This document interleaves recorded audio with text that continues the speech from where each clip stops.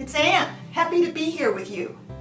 I was just thinking today about decisions and choices, how we can't always make the right choice. Sometimes we mess up. But if we listen to ourselves, we can find out that a decision we made wasn't the right one. And we can pivot, change course. That happened to me many years ago when I realized the profession I'd gotten into, being a college teacher, wasn't right for me.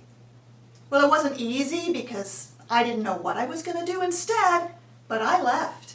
And in a few years, I'd started teaching focusing. Well, something very similar happened to my student Lola. Lola was in a nice relationship with a nice guy. They were dating and sharing some good times. But then Lola learned focusing. Sometimes I think that getting to know yourself better should come with a warning label like, look out, the process of greater self-awareness might mean that you need to change your life. Well, with the greater self-awareness she found doing focusing, Lola realized that the relationship with the nice guy wasn't right for her. Like when she wanted to move toward more commitment, it turned out that he had unresolved trauma from past relationships that stopped him from committing further. And for a while they continued this way. But Lola kept getting a stronger and stronger feeling that this relationship wasn't working for her, and an increasing sense that she didn't want to repeat a pattern of holding on to bad relationships. So she broke up with him.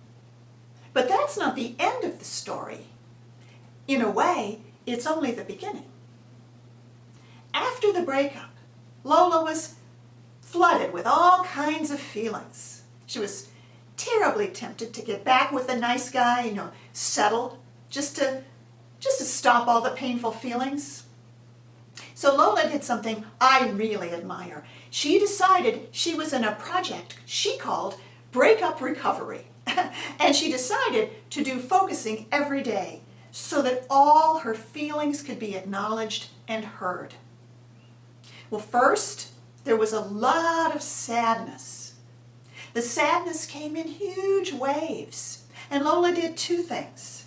She acknowledged the sadness, as in, a big something in me is really sad. And she sensed more precisely, more specifically, what the sadness was about.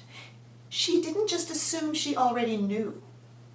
And it turned out that the sadness was not for the loss of the relationship exactly. It was for the loss of the relationship's dream, the loss of what it could have become.